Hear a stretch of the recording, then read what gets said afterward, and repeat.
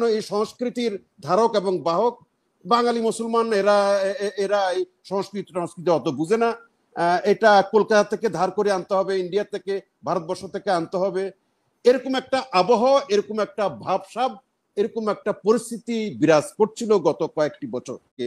আপনি যদি শয়তানের কাজ করেন তাহলে আপনাকে ডেভিল বানাবেই, আপনি যদি দেবতার কাজ করেন তাহলে আপনাকে দেবতা বলবেই, আপনি যদি মাথার তাজের মতো কাজ করেন তাহলে মাথা উঠে আপনাকে রাখবেই, আপনাকে নিচে পড়তে দিবে না।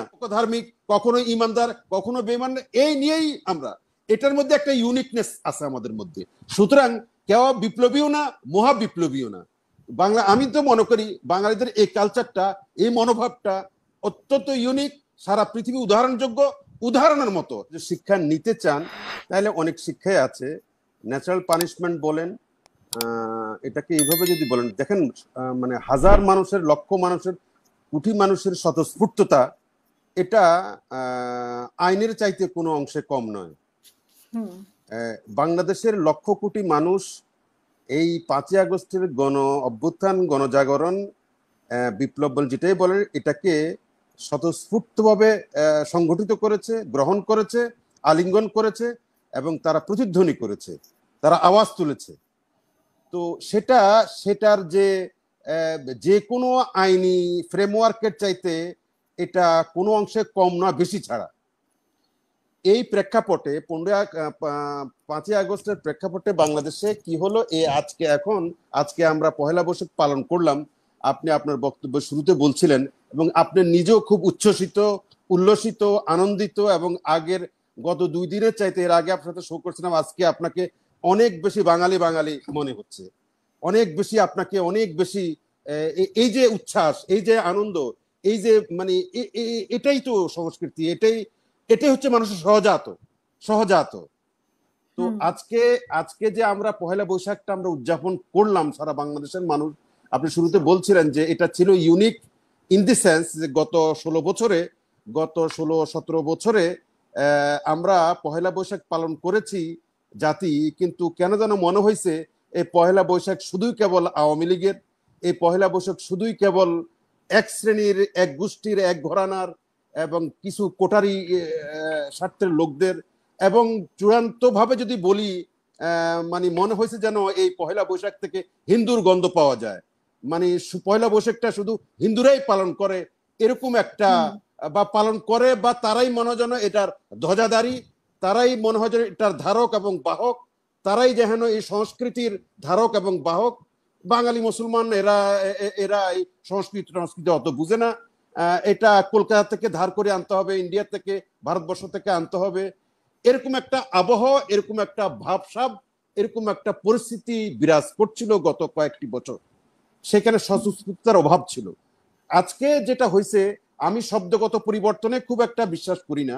মঙ্গল কি আর আনন্দ কি সেটা বিষয় আমার কাছে, আমি অন্তত এগুলো নিয়ে খুব ধরনের মানে মানে ঝড় তুলতে চাই না। শব্দের পরিবর্তন যাই হোক না কেন, তবে আনন্দের পরিবর্তন হয়েছে, উল্লাসের পরিবর্তন হয়েছে, স্বতঃস্ফূর্ততার ক্ষেত্রে আমরা মানে উল্লম্ফন লক্ষ্য করেছি, পরিবর্তন লক্ষ্য করেছি। সেটা কিভাবে হয়েছে? সেটা হচ্ছে এরকম, মনে হয় যেন এটা একটা সার্বজনীন একটা লুক ছিল। মানুষের মধ্যে মানে একটা গণজাগরণের যে বহিঃপ্রকাশ, গণ আন্দোলন, মানে আনন্দ, না গণ আনন্দ, এই যে সবাইকে নিয়ে আনন্দ করার যে একটা ভাব, যে বাঙালিদের কালচার কিন্তু একটা ইউনিক, আপনাকে মানতেই হবে। বাঙালির না, বাঙালি মুসলমানদের কালচারটা একটা ইউনিকটা কি অর্থে? এরা চরম দুঃখের মধ্যে কিন্তু হাসতে যান, এটা হলো কি ইউনিকনেস। এটা কলকাতার লোকেরা, ইন্ডিয়ার লোকেরা, বাঙালিরা কিন্তু দুঃখের সময় দেখবেন চেহারার মধ্যে চেহারাকে ফেঁসা বানায় রাখে, কিন্তু বাঙালিরা চরম দুঃখের মধ্যে থেকেও হাসিটা ঠিকই বজায় রাখতে পারে। এটা একটা ইউনিকনেস। সুতরাং আমি আজকে কয়েকটা শোতে দেখছিলাম, আপনারা একটা শোতে সম্ভবত দেখছিলাম, কেউ একজন বলছিলেন বাঙালির চরিত্রকে কথা বলতে গিয়ে যে এটা মানে বাঙালিরা মানে খুবই মানে বাজেভাবে উপস্থাপন করেছেন। একজন সাবেক বিএনপির নেতা, উনি এখন এরকম না বিএনপি না এরকম, মেজর আক্তার, আমি নামই বললাম এখন, উনি যেভাবে মানে উনি যদিও খেদোক্তি করেছেন বাঙালি, মানে যে বাঙালিরা সকালে একটা বিকালে একটা করে, একজনকে মাথায় উঠায় আবার মাথায় নামায়, হ্যাঁ প্রয়োজনে মাথায় উঠাবে, আবার প্রয়োজনে মাথা থেকে ফালাই দিবে, প্রয়োজনে দেবতা বলবে, অসুবিধা তো নেই, প্রয়োজনে শয়তান বলবে। বাঙালির চরিত্রটাই এইভাবে, এটা পৃথিবী, কেন আমি ইউনিক বললাম বাঙালি কালচারটাকে, বাঙালি চরিত্রকে, আপনি যদি শয়তানের কাজ করেন তাহলে আপনাকে ডেভিল বানাবেই, আপনি যদি দেবতার কাজ করেন তাহলে আপনাকে দেবতা বলবেই, আপনি যদি মাথার তাজের মতো কাজ করেন তাহলে মাথা উঠে আপনাকে রাখবেই, আপনাকে নিচে পড়তে দিবে না। আর যদি তাহলে সে কাজ আপনি আপনি, আপনি বলছেন যে শেখ হাসিনা মানে এরকম কাজ করেছে, মানে ওনাকে যে ওই তো বললাম, অসম্মানটা, হ্যাঁ। আমি সেটাই বলছিলাম, এই উনি আজকে যে ওনার মুখাকৃতিটা যেভাবে করা হয়েছে, এখন এটা বিভিন্ন দৃষ্টিভঙ্গি থাকতে পারে, আপনার থাকাটা স্বাভাবিক, আপনার আছেও বলতে পারেন, কিন্তু আপনি বাংলাদেশের মানুষের স্বতঃস্ফূর্ততা, তাদের স্বতঃস্ফূর্ত আনন্দ, তাদের নির্মল পরিচ্ছন্ন আনন্দ, বা তারা যাদের বহিঃপ্রকাশ, সেটাকে তো অস্বীকার, দি এসেন্স অফ সেলিব্রেশন, এটাকে তো অস্বীকার করতে পারবো না।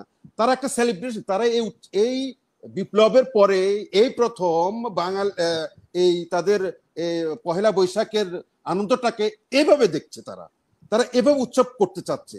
এখন এই উৎসবটা একজন দুইজন তো নয়, একজন দুইজন হলে একটা প্রশ্নবিদ্ধ হইতো, লক্ষ কোটি কোটি কোটি মানুষের, 18 কোটি মানুষের মধ্যে অধিকাংশ মানুষ এই আনন্দের সাথে সামিল হয়েছে। এটা সশরীরে হয়তো হয়েছে, কেউ মানে মানে ইয়ার মাধ্যমে, তো ভিজুয়ালি, এই আনন্দটাকে ভার্চুয়ালি। আপনারা কিভাবে মানে আপনারা কিভাবে যে 16 বছর পরে এই ধরনের একটা আনন্দ উৎসবের মধ্যে দিয়ে অবশ্যই, ঈদ করেছে, ঈদের পরে এবার অবশ্যই, নববর্ষ পালন করেছে, তো এই অবশ্যই খুশির সাথে বাংলাদেশ আপনারা কতটা মানে একসাথে একমাত্র, অবশ্যই একতা অবশ্যই অবশ্যই একতা একমত। প্রকাশ করতে পেরেছেন, কারণ আপনারা তো হাসিনার সাথেও একতা প্রকাশ করেছিলেন। একতা প্রকাশ করে আবার মানে দ্বিচারিতা প্রকাশ করতেছি, কোনো অসুবিধা তো নেই। যখন একতা প্রকাশ করার সময় ছিল, দরকার ছিল, মনে করছি একতা প্রকাশ করেছি, আবার তার সাথে দ্বিমত প্রকাশ করার প্রয়োজন মনে করছি, শুধু দ্বিমত নয়, তার সাথে তার সমস্ত কর্মসূচিকে, তার সমস্ত মানে মানে প্রোগ্রামকে, প্ল্যানকে এবং তার নীতিকে আবার ছুঁড়ে ফেলানোর প্রয়োজন মনে করছি, দেশের স্বার্থে, মানুষের স্বার্থে, অর্থনীতির স্বার্থে এবং সংস্কৃতির স্বার্থে। দেখেন বাংলাদেশের সংস্কৃতিটা এমন, ওই যে আমি প্রথমে বলছিলাম, বাঙালি সংস্কৃতিটাকে এমন পর্যায়ে ওরা নিয়ে গেছে, গত 18 বছরে মানুষ ভাবতে শুরু করছে যে এই সংস্কৃতিটা কি আমরা ইন্ডিয়ার থেকে নিয়ে আসছি কি, মানে ইন্ডিয়া শেষ আমাদের করবেন শুধু মুরব্বী, আপনাকে আমার। মনে হয় ভারতবর্ষ আমাদের মুরব্বী, কলকাতা আমাদের মুরব্বী, বা হিন্দুরাই আমাদেরকে সংস্কৃতি শিখাইছে, মানে আমরা বাঙালি মুসলমানরা সংস্কৃতি জানি না, আমরা মানে আমরা কালচার বলতে আমাদের কিছু নাই, আমাদের শুধু একটা এগ্রিকালচার আছে আর সেরিকালচার আছে, মানে ব্যাপারটা এরকম, আমাদের এগ্রিকালচারও আছে, সেরিকালচারও আছে এবং কালচারও আছে, এবং সেই কালচার সমৃদ্ধ কালচার আছে, সেই কালচারের মধ্যে যেমন বাঙালিয়ানা আছে, সেই কালচারের মধ্যে যেমন মুসলমানিত্ব আছে, সেই কালচারের মধ্যে একটা ইউনিকনেস আছে। এই ইউনিকনেসটা অতীতে প্রকাশ করতে মানুষ পারে নাই, কমতি ছিল, ঘাটতি ছিল, এবারেই প্রথম দেখা গেল প্রথম যে পারছে সেটা অনেক। মানুষ পেয়েছে, এই জন্য স্বতঃস্ফূর্ততা বেড়েছে। আর যে প্রতিকৃতির কথা বলছেন, এই প্রতিকৃতিটা মানুষের ঘৃণার, মানুষের মানে মানে ঘৃণার বহিঃপ্রকাশ। আপনি ঘৃণার বহিঃপ্রকাশ বলতে কেউ যদি এখানে এটা অনেক ব্যাখ্যা দিতে চায়, ধর্মীয় দৃষ্টিকোণ নিয়ে আসতে চায়, এটা নিয়ে আসতে চায়, সেটা আরেক বিতর্ক। আমরা মানুষরা 24 ঘন্টা ধর্ম নিয়ে চর্চা করি না, 24 ঘন্টা আমরা কখনো ধার্মিক, কখনো ধার্মিক, কখনো ইমানদার, কখনো বেঈমান, এই নিয়েই আমরা, এটার মধ্যে একটা ইউনিকনেস আছে আমাদের মধ্যে। সুতরাং কেউ বিপ্লবীও না, মহা বিপ্লবীও না। বাংলা, আমি তো মনে করি বাঙালিদের এই কালচারটা, এই মনোভাবটা অত্যন্ত ইউনিক, সারা পৃথিবী উদাহরণযোগ্য, উদাহরণের মতো, যে এই বাঙালিরা হাসতে জানে, কাঁদতেও জানে, যেমন হাসতে জানে, কাঁদতে জানে এবং কাঁদার মধ্যে তারা হাসতে জানে। পৃথিবীর অসংখ্য কোন ধন্যবাদ জাতি, শুনবো আপনাকে। হ্যাঁ মানে পৃথিবীর কোন জাতি এইরকম কান্নার মধ্যে হাসতে মাথায় জানে না। তুলেও রাখতে পারে, ধন্যবাদ। মাথা থেকে ফেলেও দিতে পারে প্রয়োজনে।